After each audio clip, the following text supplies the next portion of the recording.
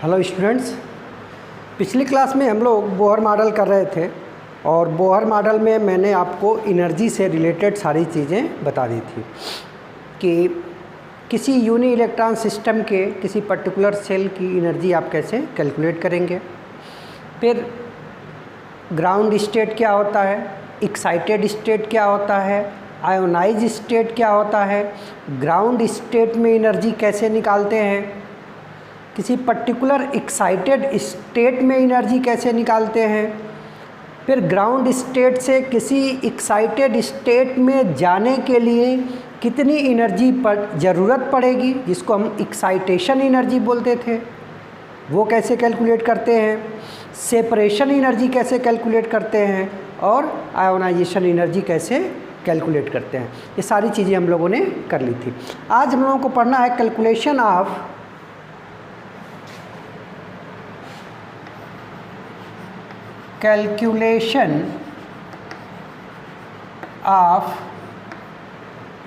Wavelength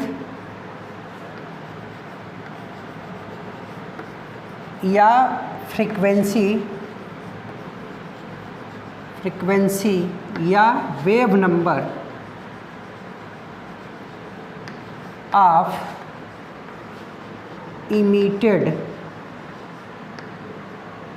radiation.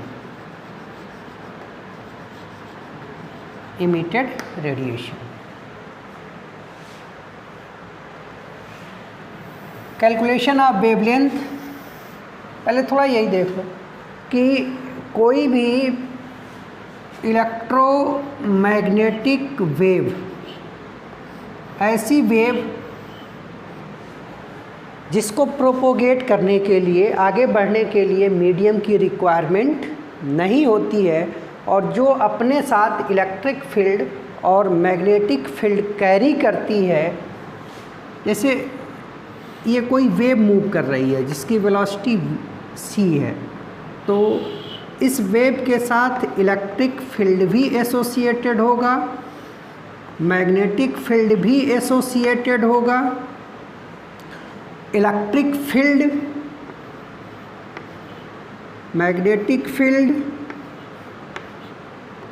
और ये जो डायरेक्शन ऑफ प्रोपोगेशन होता है, ये तीनों एक दूसरे के परपेंडिकुलर होते हैं। ऐसे जैसे मान लो ये इसका डायरेक्शन है, तो इससे 90 डिग्री पे इलेक्ट्रिक फील्ड होगा और इन दोनों से 90 डिग्री पे कुछ इस तरीके से ये मान लो ये वेलोसिटी का डायरेक्शन है, ये इलेक्ट्रिक फील्ड का डायरेक्शन है और ये मैग्नेटिक फील्ड का डायरेक्शन है। तो ये तीनों एक दूसरे से 90 डिग्री पे होते हैं और ऐसी वेव को प्रोपोगेट करने के लिए, आगे मूव करने के लिए किसी मटेरियल मीडियम की ज़रूरत नहीं पड़ती है। ये वैक्यूम में भी मूव कर सकते हैं। अब जितनी भी इलेक्ट्रोमैग्नेटिक वेव होती हैं उनकी स्पीड,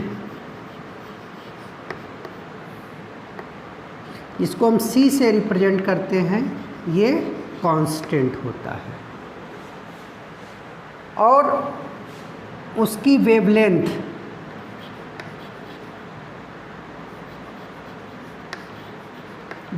को हम लोग लैम्डा से रिप्रेजेंट करते हैं। स्पीड है तो ये बेटा ओबियस सी बात है मीटर पर सेकेंड होगा।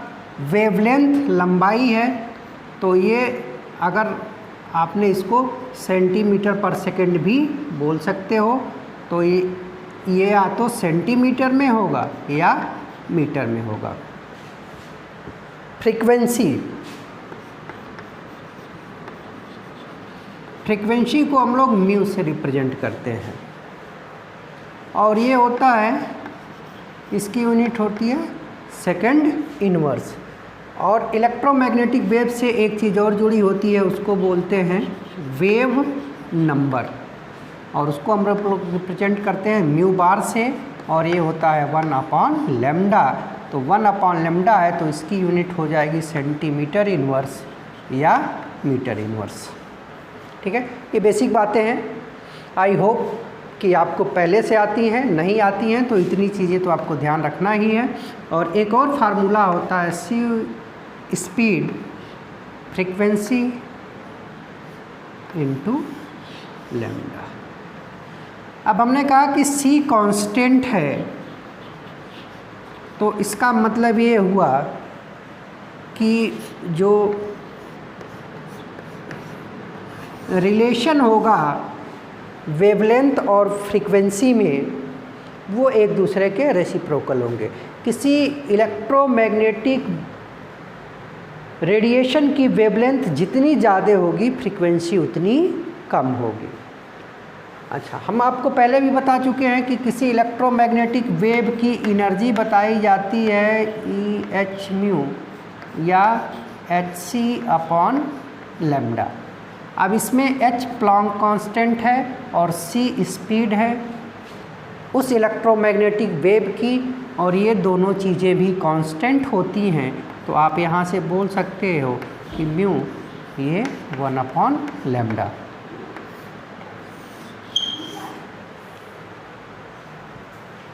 तो हाँ, थोड़ा सा डिस्टर्ब हो गया, सॉरी। तो किसी इलेक्ट्रोमैग्नेटिक वेव की एनर्जी डायरेक्टली प्रोपोर्शनल होगी उसकी फ्रीक्वेंसी के और इन्वर्सली प्रोपोर्शनल होगी उसकी वेवलेंथ के। यानी कि किसी इलेक्ट्रोमैग्नेटिक वेव की एनर्जी ज़्यादा है तो फ्रीक्वेंसी ज़्यादा होगी, वेवलेंथ कम होगी। तो ये तो थोड़ा सा बात किया था रेडिएशन या इलेक्ट्रोमैग्नेटिक वेव के बारे में, ये चीज़ आपको ध्यान रखनी है। इसके बाद थोड़ी सी बात हम लोग करते हैं। हमने कहा था कि कोई इलेक्ट्रॉन सपोज करिए कि किसी स्टेट में है, चाहे ये ग्राउंड स्टेट में है चाहे किसी एक्साइटेड स्टेट में है, जहाँ पे भी है, सपोज करो कि जहाँ पे है ये, इसके लिए n की वैल्यू कितनी है, n1 है, और ये n1 से हायर एनर्जी स्टेट यानी कि n2 में चला गया है, तो यहाँ की एनर्जी होगी En1 और यहाँ की एनर्जी होगी En2, ठीक है। और En1 और En2 की वैल्यू आप कैलकुलेट कर सकते हो। अब अगर ये लोअर एनर्जी से हायर एनर्जी में गया है बेटा, तो मैंने आपको बताया था कि ये जाके यहाँ रुकता नहीं है, 10⁸ सेकेंड के लिए यहाँ रुकेगा और फिर वापस आएगा, और वापस आते समय ये एनर्जी इमिट करेगा। एनर्जी इमिट करेगा, और जो एनर्जी इमिट करेगा तो एनर्जी के ढेर सारे फॉर्म होते हैं।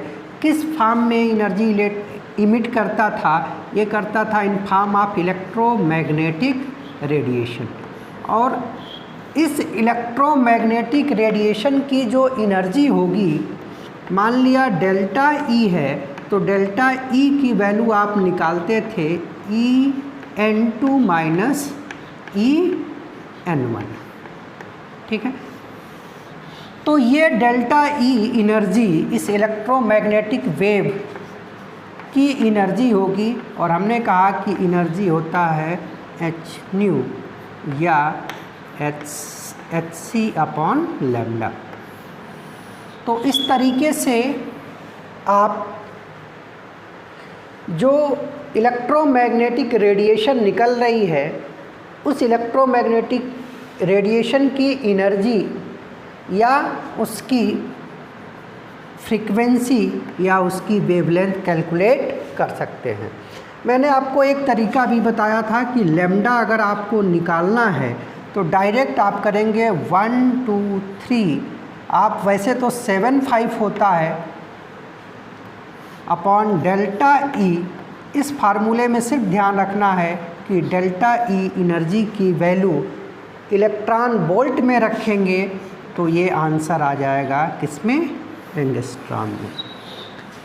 अगर आपको याद करने में दिक्कत है तो इस फार्मूले को और सिंपल बना सकते हैं, 1 2 3 4 5 कर लो, डेल्टा E लिख लो। ध्यान रखना डेल्टा E की वैल्यू इलेक्ट्रॉन वोल्ट में रखेंगे और जो वेवलेंथ निकल के आएगा वो एंगस्ट्रॉम में आएगा। लेंथ है मीटर, सेंटीमीटर, एंगस्ट्रॉम, माइक्रोन कुछ भी हो सकता है, लेकिन इस फार्मूले में जो निकल के आएगा वो एंगस्ट्रॉम में आएगा। ठीक है बेटा, तो एक तो यही तरीका है। अब आपके पास आपने इस फार्मूले को यूज़ करके लैम्डा निकाल लिया, तो आपको पता है कि C बराबर होता है म्यू लैम्डा, तो म्यू बराबर क्या हो जाएगा बेटा, C अपॉन लैम्डा। तो यहाँ से आपने लैम्डा निकाला है, C की वैल्यू होती है 3 × 10⁸ मीटर पर सेकेंड, और इसको जो वैल्यू आपने निकाली है लैम्डा की वो एंगस्ट्रॉम में आई होगी। एंगस्ट्रॉम को आपको मीटर में चेंज करना है, तो 10⁻³ से 10⁻10 से मल्टीप्लाई कर दोगे तो ये एंगस्ट्रॉम मीटर में आ जाएगा। तो अब ये स्पीड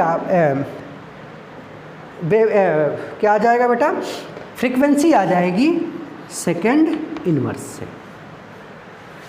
ठीक है, या आप यहाँ से वेव नंबर भी निकाल सकते हैं। वेव नंबर होता है 1/λ, तो जो भी लैम्डा की वैल्यू आई है उसका रेसिप्रोकल कर दोगे तो वेव नंबर आ जाएगा, और वेव नंबर आएगा एंगस्ट्रॉम इनवर्स में। ठीक है, आप लैम्डा को सेंटीमीटर या मीटर में चेंज कर लेंगे।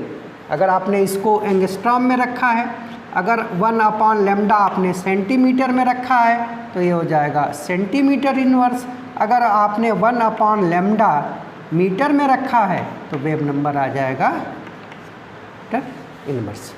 ठीक है, तो एक तो आप इस तरीके से कर सकते हैं, और मेरा सजेशन ये है कि आप कॉम्पिटिटिव एग्ज़ाम के लिए, जैसे मैं आपको कुछ चीज़ें बताते आ रहा हूँ शुरू से ही, कि आपको डिफरेंट एनर्जी सेल में जो एनर्जी थी, जैसे फर्स्ट के लिए -13.6 ये याद होना चाहिए, माइनस का 3.4 याद होना चाहिए, 1.54 याद होना चाहिए।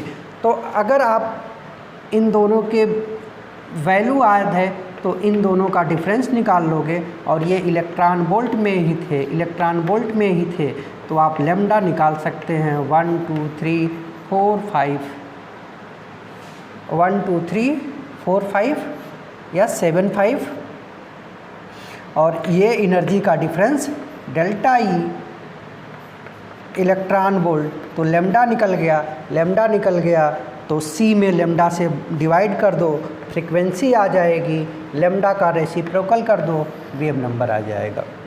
ठीक है, तो ये सबसे सिंपल तरीका है। इसके अलावा एक जो दूसरा तरीका है वो एक साइंटिस्ट ने दिया था, बताया था वो तरीका, एक फार्मूला डिराइव किया था, और साइंटिस्ट का नाम था रेडबर्ग। तो फार्मूले को भी हम बोलते हैं रेडबर्ग फार्मूला। क्या बोलते हैं बेटा, Rydberg.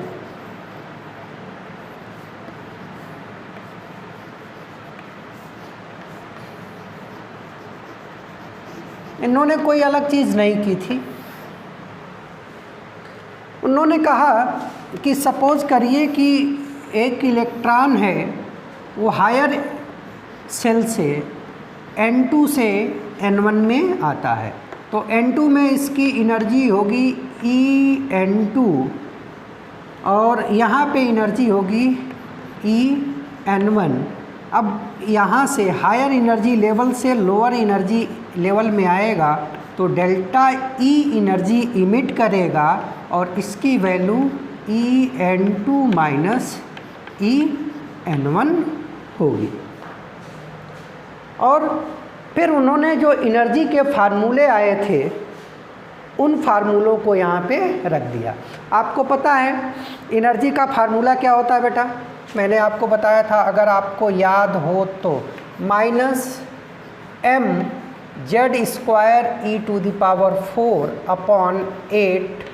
Epsilon not square h²n², ये था फार्मूला एनर्जी का। तो इसी फार्मूले को हम En2 और En1 के जगह अगर रखें तो देखो क्या होता है बेटा, डेल्टा E बराबर हो जाएगा, अब यहाँ पे रखेंगे En2, तो n के जगह पे आपको क्या रख देना है, 2 रख देना है। तो ये फार्मूला बनेगा minus m z² e⁴ upon 8 epsilon not square h² और n के जगह पे रखेंगे n2 का स्क्वायर,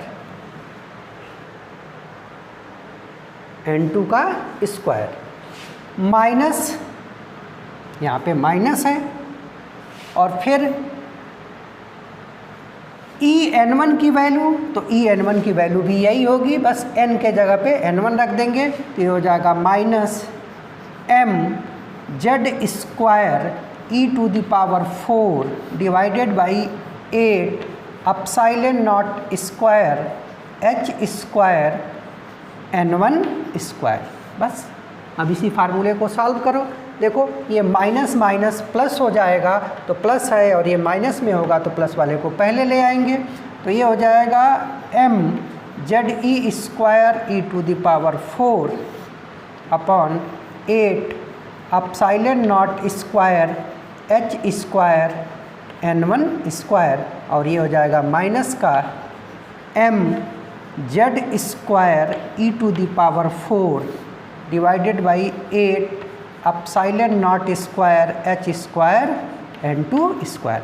अब देखो बेटा, इसमें mz² e⁴ 8 epsilon not square h² common है दोनों में, ये चीज़ कॉमन है दोनों में, तो इसको हम बाहर ले लें, तो जब बाहर ले लेंगे तो ये बन जाएगा m z² e⁴ divided by 8 epsilon not square h² और ब्रैकेट में आ जाएगा 1 upon n1 square minus 1 upon n2 square. ठीक है, तो ये आ गई वैल्यू डेल्टा E की। अब आपने एक बार डेल्टा E निकाल लिया कि जो रेडिएशन होगी उसके लिए एनर्जी की वैल्यू कितनी होगी, तो आपने एनर्जी का डिफरेंस निकाल लिया या रेडिएशन की अपनी एनर्जी निकाल ली। और अभी आपने पढ़ा था कि रेडिएशन की अपनी एनर्जी डेल्टा E होती है h/nu या ये होती है hc/λ। तो एक इक्वेशन एनर्जी का ये बना, दूसरा इक्वेशन आपके पास पहले से है एनर्जी का, और दोनों रेडिएशन की एनर्जी हैं, तो इन दोनों को आप कोरिलेट कर देंगे तो क्या बन जाएगा। अब देखो स्पेस की कमी की वजह से मैं यहीं पे डायरेक्ट लिख देता हूँ, ये बराबर हो जाएगा बेटा m z² e⁴ 8 epsilon not square h², और ये होगा 1 upon n1 square minus 1 upon n2 square. ठीक है, कोई दिक्कत। अब देखो यहाँ से हम लैम्डा ले लें, तो 1 अपॉन लैम्डा अगर बाहर निकालें तो ये c और h इधर आ जाएंगे, तो ये हो जाएगा m z² e⁴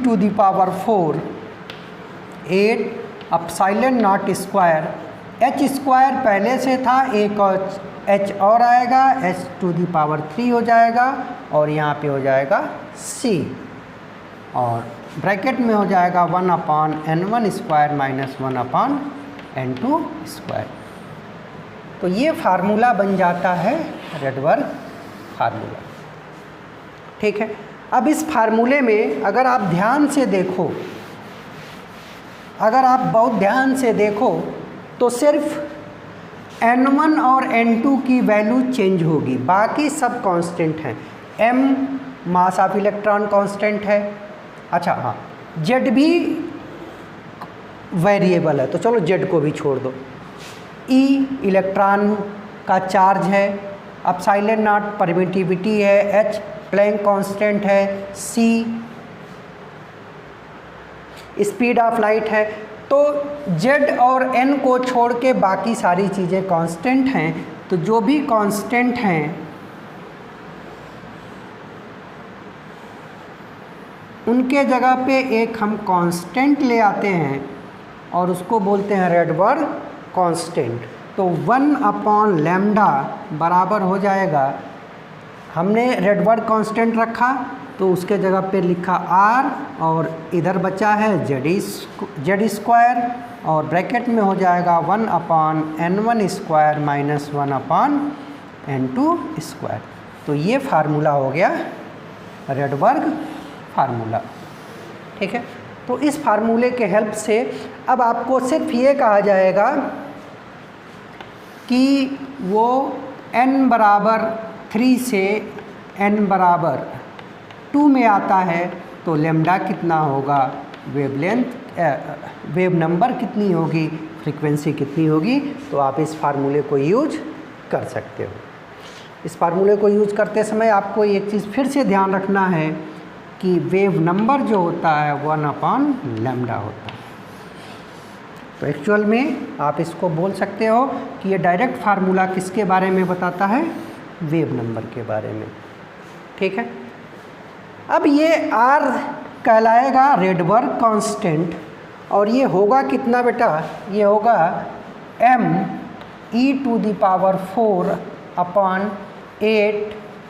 epsilon not square h square c। और जब इसकी वैल्यू, ये सारे कांस्टेंट हैं, इन कांस्टेंट की वैल्यू जब हम लोग कैलकुलेट करते हैं तो कैलकुलेट करने पे ये वैल्यू आता है, थोड़ा सा आसान है। देखो कैसे लिखना है, 10, 9, उसके बाद 6, 7, 8 और ये होता है सेंटीमीटर इनवर्स। आपको ये वैल्यू ध्यान रखनी है। देखो याद है कितना आसान, 10, 9, 8, 7, 6 याद हो जाएगा, बड़ी बात नहीं है। सेंटीमीटर में है, अगर इसको मीटर में रखना है बेटा तो ये हो जाएगा 10, 9, 6, 7, 8 सेंटीमीटर इनवर्स है। मीटर में चेंज करने के लिए हम क्या करेंगे, इसमें 2 जीरो और बढ़ा देंगे, तो ये हो जाएगा मीटर इनवर्स। ठीक है बेटा, अब इस फार्मूले को यूज़ करके आप कहीं से भी वेवलेंथ या वेव नंबर या फ्रीक्वेंसी निकाल सकते हो और ये होता है रेडबर्ग फार्मूला। ठीक है, अब इसके बाद रेडबर्ग फार्मूले के बाद हमको अगली चीज़ जो पढ़नी है, वैसे मैं आपको यही बोलूँगा कि आप लैम्डा निकालने के लिए 1, 2, 3, 4, 5/ΔE इलेक्ट्रॉन वोल्ट एंगस्ट्रॉम ये वाला यूज़ करना आसान होगा। बट ये वाला यूज़ आप तभी कर पाओगे जब आपको एनर्जी की वैल्यू डिफरेंट सेल में पहले से पता है। अदरवाइज़ आप इस फार्मूले को यूज़ करके निकाल सकते हो कि कोई इलेक्ट्रॉन किसी पर्टिकुलर सेल से हायर एनर्जी से लोअर एनर्जी में आता है तो Z उस यूनी इलेक्ट्रॉन सिस्टम का एटॉमिक नंबर हो जाएगा। R की वैल्यू ये रख दोगे तो 1/λ की वैल्यू आ जाएगी या वेव नंबर की वैल्यू आ जाएगी। ठीक है, अब थोड़ी सी बात हम लोग करते हैं स्पेक्ट्रम की। हमको पढ़ना है हाइड्रोजन स्पेक्ट्रम। नेक्स्ट हमारा टॉपिक है हाइड्रोजन स्पेक्ट्रम।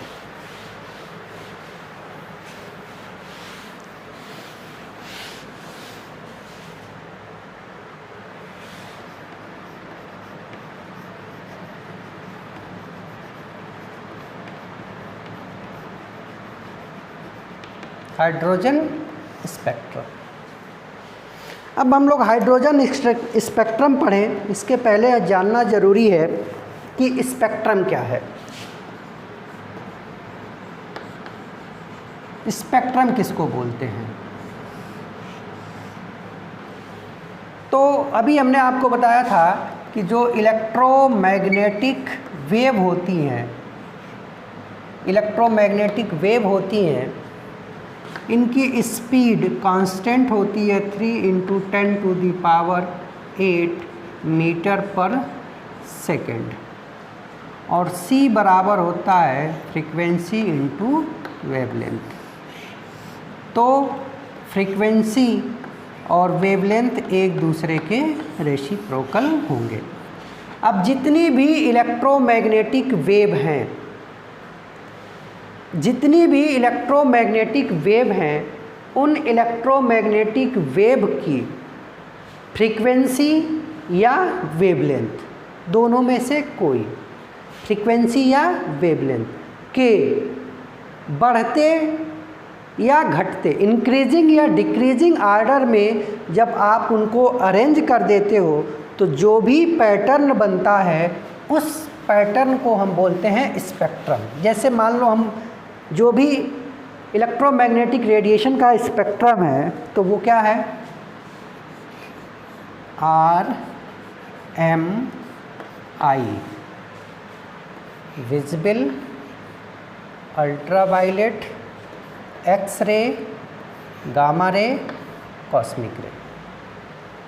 R का मतलब रेडियो, M का मतलब माइक्रो, I का मतलब इंफ्रारेड, V का मतलब visible, UV ultraviolet, X-ray, gamma ray और कॉस्मिक रे। तो आपने जो इलेक्ट्रोमैग्नेटिक रेडिएशन है उन इलेक्ट्रोमैग्नेटिक रेडिएशन को अरेंज किया है। अब देखो, अगर आप इस अरेंजमेंट में लेफ़्ट टू राइट, लेफ़्ट से राइट यानी कि कॉस्मिक से रेडियो की तरफ मूव कर रहे हो तो लैम्डा क्या हो रहा है बेटा, इंक्रीज़ हो रहा है।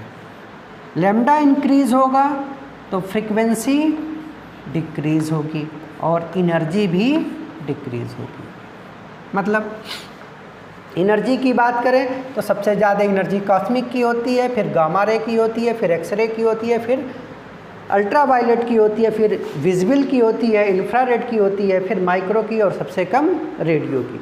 तो जो भी इलेक्ट्रोमैग्नेटिक रेडिएशन है उनकी आप फ्रीक्वेंसी ले लो या वेवलेंथ ले लो और फ्रीक्वेंसी और वेवलेंथ के बढ़ते या घटते क्रम में उसको अरेंज कर दो तो जो पैटर्न मिलता है उसी पैटर्न को बोलते हैं स्पेक्ट्रम।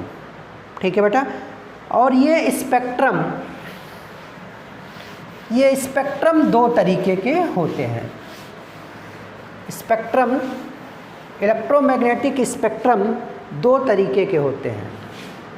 एक को हम बोलते हैं इमिशन,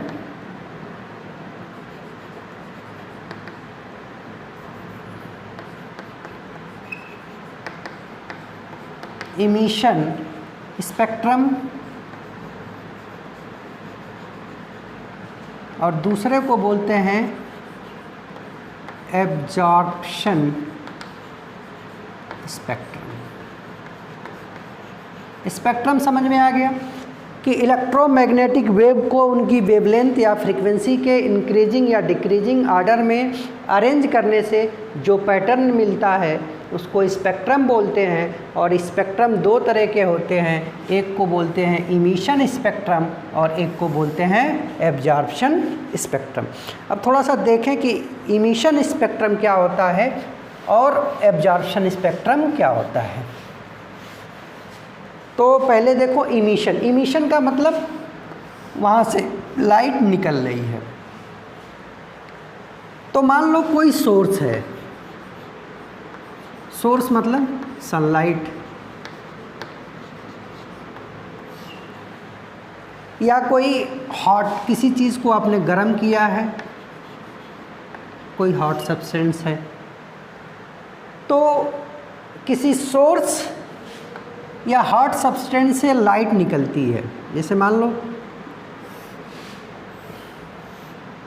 ये सन है, सन से वाइट लाइट आ रही है। अब इस वाइट लाइट को हम प्रिज्म पे डाल दें तो इधर रेड और इधर वायलेट मिलता है। तो ये पूरा पैटर्न जो आपको मिला ये किसी बॉडी से इमिट हो रहा है, इसीलिए इसको बोलते हैं इमिशन स्पेक्ट्रम। इमिशन का मतलब जैसे ट्यूब है, बल्ब है, तो उससे लाइट निकल रही है, तो उस लाइट का जो स्पेक्ट्रम होगा, सनलाइट से लाइट आ रही है, सनलाइट से रे इमिट हो रही हैं, तो उस इमिटेड रे का, रेडिएशन का जो स्पेक्ट्रम होता है उसको बोलते हैं इमिशन स्पेक्ट्रम। अब ये इमिशन स्पेक्ट्रम भी दो तरीके के होते हैं। देखो, emission spectrum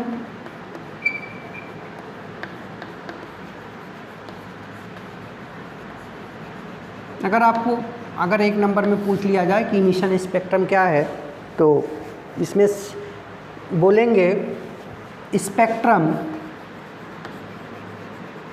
obtain bye emission of radiation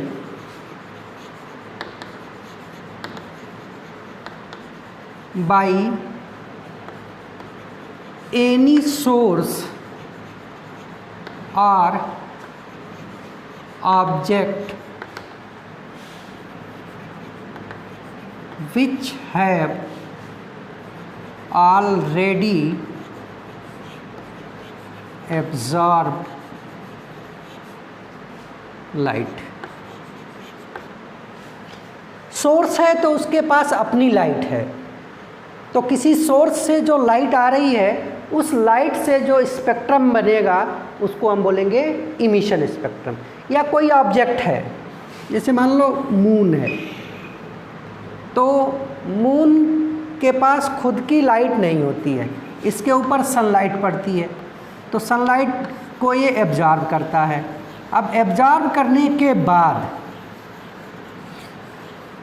फिर ये लाइट को इमिट भी करता है, इससे मून से लाइट निकलती हैं, अलग बात है कि वो अपनी लाइट नहीं होती हैं, तभी तो मून हमको दिखाई देता है।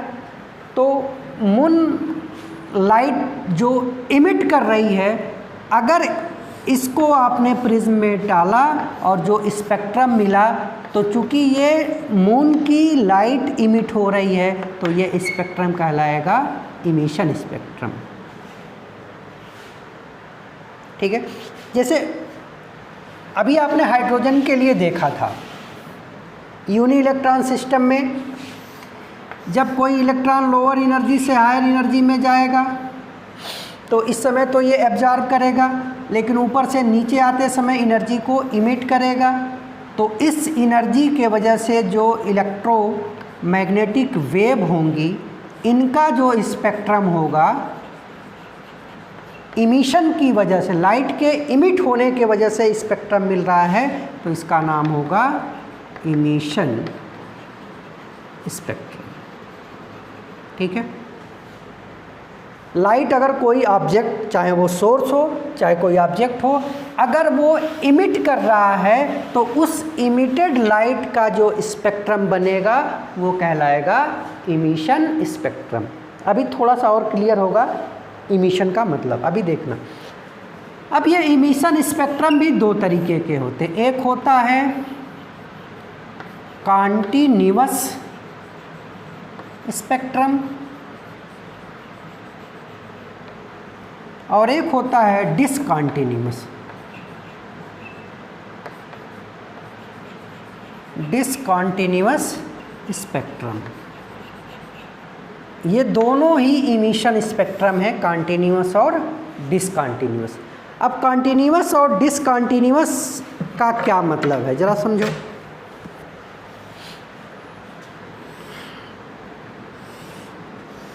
जैसे मान लीजिए आपने एक वाइट लाइट लिया, इस वाइट लाइट को आपने प्रिज्म पे डाल दिया, तो ये प्रिज्म पे जाने के बाद, और यहाँ पे आपने एक स्क्रीन लगा दी, तो ये वाइट लाइट आपको पता है 7 कलर में टूट जाता है, ये रेड होता है और ये वायलेट होता है।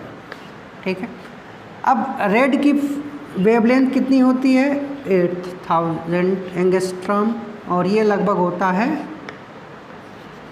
4000 एंगस्ट्रॉम। तो वाइट लाइट को आपने प्रिज्म पे डाला तो एक स्पेक्ट्रम बना और इस स्पेक्ट्रम की रेंज कितनी है 4000 एंगस्ट्रॉम से लेके 8000 एंगस्ट्रॉम तक। अब देखना बेटा, अगर कोई स्पेक्ट्रम बन रहा है और उसकी रेंज है, कुछ रेंज है, जैसे यहाँ पे रेंज आपको मिली 4000 से 8000 तक, तो इस रेंज में आप जो भी चाहो, आपका मन किया 4001 एंगस्ट्रॉम की वेवलेंथ चाहिए, अगर वो है तो ये कंटिन्यू, मतलब इस रेंज में जितनी भी वेवलेंथ पॉसिबल हैं सारी की सारी वेवलेंथ मिले तो वो कहलाएगा कंटिन्यूअस। ऐसे स्पेक्ट्रम जिसमें रेंज के भीतर, अब ये नहीं कि आप इस लाइट की रेंज ही है 4000 टू 8000, तो आप इस रेंज के बाहर गए और कहे नहीं मिल रहा है तो ये डिसकंटिन्यूअस है, तो ये बेवकूफ़ी की बात है। जो रेंज होती है इसकी, इस रेंज के अंदर अगर सारी वेवलेंथ सारी फ्रीक्वेंसी मिलती हैं तो ऐसा स्पेक्ट्रम कहलाता है कंटिन्यूअस स्पेक्ट्रम। जैसे आपको याद हो, मैं आपको एक दिन समझा रहा था कंटिन्यूअस, डिसकंटिन्यूअस या डिस्क्रीट क्वांटा, तो उसमें हमने आपसे कहा था बेटा कि मैं आपके घर आया, पर्स भूल गया था, पैसे चाहिए, तो आपने कहा कि सर मेरे पास 500 रुपये तक हैं, तो आपने अपनी रेंज बता दी बेटा कि 1 रुपये से लेके और 5 रुपये तक की आपकी रेंज है। अब इस रेंज में से मैं जो भी पैसा मांगता हूँ आप दे देते हैं तो कंटिन्यूअस होगा, और इसमें से इस रेंज में भी आप सारे पैसे सारी वैल्यू नहीं दे सकते हैं, कुछ फिक्स दे सकते हैं, तो वो डिसकंटिन्यूअस होगा। जैसे अभी हमने कहा कि 4000 से लेके और 8000 तक रेंज है, तो इस रेंज में कुछ भी मिल जाए, जो आप चाहें वो मिल जाए तो कंटिन्यूअस, और सारी वैल्यू ना मिले, कुछ फिक्स वैल्यू मिले, पहले से डिफाइंड वैल्यू मिले, तो वो डिसकंटिन्यूअस। जैसे पैसे के मामले में आपकी रेंज है 1 से 500, हमने आपसे 1.25 रुपीज़ मांग ली, तो इस रेंज में ही मांगा, लेकिन ये वैल्यू नहीं मिलेगी, यानी कि ये कंटिन्यूअस नहीं है। डिफाइंड वैल्यू है, आप 1 दे सकते हो, 2 दे सकते हो, 3 दे सकते हो, ठीक है, तो ये डिफाइंड हो गया कि आप 1 और 2 दोगे, इनके बीच की कोई वैल्यू आप नहीं दे पाओगे, ठीक है, तो इसको बोलेंगे डिसकंटिन्यूअस। समझ में आ गया होगा कंटिन्यूअस और डिसकंटिन्यूअस का मतलब। तो कंटिन्यूअस स्पेक्ट्रम का मतलब ये भी है कि आपके पास जिस रेंज की लाइट है उस रेंज में सारी वेवलेंथ सारी फ्रीक्वेंसी अगर मिलती हैं तो कंटिन्यूअस स्पेक्ट्रम होता है। जैसे कि सनलाइट, अगर आप सनलाइट की बात करें, सोलर स्पेक्ट्रम की बात करें, सोलर स्पेक्ट्रम की बात करें बेटा, तो सोलर स्पेक्ट्रम आपको पता है वाइट लाइट से मिलके बना होता है, प्रिज्म पे डालते हैं, तो प्रिज्म में ये अलग अलग 7 कलर में सेपरेट हो जाता है, जिसका रेंज 4000 एंगस्ट्रॉम टू 8000 होता है। और इस 4000 से 8000 के बीच में आपको जो भी वेवलेंथ चाहिए सब मिल जाएंगी। तो सोलर स्पेक्ट्रम, एक तो ये लाइट इमिट के वजह से स्पेक्ट्रम मिल रहा है तो इमिशन होगा, और सारी वैल्यू मिल रही है रेंज की तो कॉन्टिन्यूअस होगा। कॉन्टिन्यूअस होगा। ठीक है, तो कॉन्टिन्यूअस इमिशन स्पेक्ट्रम में आप याद रखेंगे सोलर स्पेक्ट्रम। अब डिसकॉन्टिन्यूअस समझ में आ ही गया होगा कि एक रेंज मिलेगी, लेकिन रेंज में सारी वैल्यू नहीं मिलेंगी, कुछ फिक्स वैल्यू मिलेंगी, तो ऐसे स्पेक्ट्रम को बोलते हैं डिसकॉन्टिन्यूअस स्पेक्ट्रम। और डिसकॉन्टिन्यूअस स्पेक्ट्रम का एग्जाम्पल होता है एटॉमिक स्पेक्ट्रम। एटॉमिक स्पेक्ट्रम जैसे हाइड्रोजन स्पेक्ट्रम। हाइड्रोजन स्पेक्ट्रम है, ये डिसकॉन्टिन्यूअस स्पेक्ट्रम होता है, यानी कि इसमें रेंज में सारी वैल्यू नहीं मिलेंगी। ठीक है, अब इसमें कुछ लाइट तो मिलती हैं, कुछ वेवलेंथ तो मिलती हैं और कुछ गायब होती हैं। तो जो गायब होती हैं वो डार्क हो जाती हैं। तो एक तो ब्राइट लाइन मिलती हैं और इन ब्राइट लाइंस के बीच बीच में डार्क बैंड मिलता है, डार्क बैंड मिलता है। ठीक है, तो इसको हम बोलते हैं लाइन स्पेक्ट्रम या डिसकॉन्टिन्यूअस स्पेक्ट्रम। ठीक है, अब अगली बात होती है एब्जॉर्प्शन स्पेक्ट्रम। एब्जॉर्प्शन स्पेक्ट्रम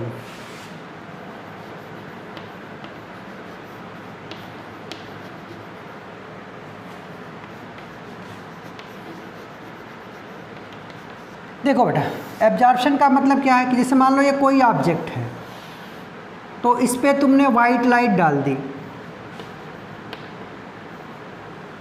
तो ये ऑब्जेक्ट कुछ एक लाइट को एब्जॉर्ब कर लेगा, कुछ एक लाइट को एब्जॉर्ब कर लेगा, और जो बची हुई लाइट आ रही है, इस लाइट की एनालिसिस करो तो जो स्पेक्ट्रम मिलेगा वो कहलाता है एब्जॉर्प्शन स्पेक्ट्रम। इसको ज़रा एक एक्सपेरिमेंट से समझ लो, बहुत आसान हो जाएगा। जैसे तुमने एक वाइट लाइट लिया, इस वाइट लाइट को प्रिज्म पे डाल दिया, प्रिज्म पे डाला तो तुमने देखा कि ये 7 लाइन बनी हुई हैं, रेड टू वी। फिर तुमने क्या किया कि इन लाइट को इकट्ठा किया, 7 लाइट थी, इनको इकट्ठा किया, फिर एक सिंगल लाइट बनी, वाइट लाइट है। तो अब आपको पता है कि इस वाइट लाइट में रेड से लेके ब्लू तक सारी वेवलेंथ मिलेंगी। अब इसको आपने एक पत्ती के ऊपर, किसके ऊपर, बनाने नहीं आता है वो तुम समझ लेना, ये लीफ है, इसके ऊपर डाला आपने, तो ये लीफ क्या करेगी, कुछ रेड से ब्लू में से कुछ कलर की लाइट को एब्जॉर्ब कर लेगी। सपोज करो कि इसने येलो या ग्रीन कलर एब्जॉर्ब कर लिया। अब ये जो लाइट आप निकल रही है यहाँ से, इसको फिर से प्रिज्म पे डालो,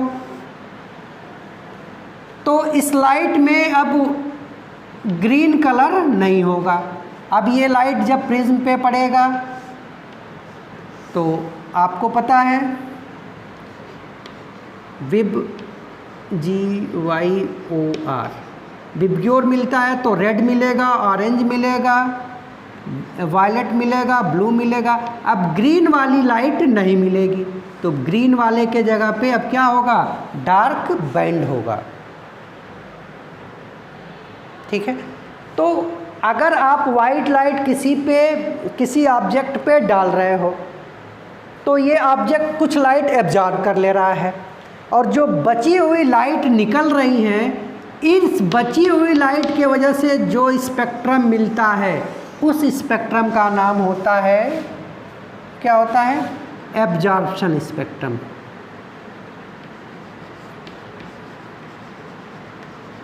और आपको समझ में आ गया होगा कि एब्जॉर्प्शन स्पेक्ट्रम हमेशा कुछ न कुछ लाइट एब्जॉर्ब होने के बाद मिलेगी। तो जो भी वेवलेंथ या फ्रीक्वेंसी एब्जॉर्ब हुई है, उसके जगह पे अब आपको डार्क बैंड दिखाई देंगे, और इसका मतलब कि अब ये ग्रीन वाला यहाँ से गायब हो गया, तो रेंज जो था आपका 4000 से लेके 8000 तक, इसमें जो ग्रीन का वेवलेंथ था वो गायब हो गया, कंटिन्यूअस नहीं मिला, बीच में ब्रेक मिल गई, तो अब इसका नाम होगा डिसकंटिन्यूअस या लाइन स्पेक्ट्रम। ठीक है बेटा, तो ये स्पेक्ट्रम की बात थी, ये बेसिक हमने आपको स्पेक्ट्रम समझाया। अब हमको समझना है हाइड्रोजन स्पेक्ट्रम, और हाइड्रोजन स्पेक्ट्रम पे हम लोग अब बात करेंगे नेक्स्ट क्लास में। तब तक आप ये बहुत ध्यान से अच्छे से समझ लेना। Thank you.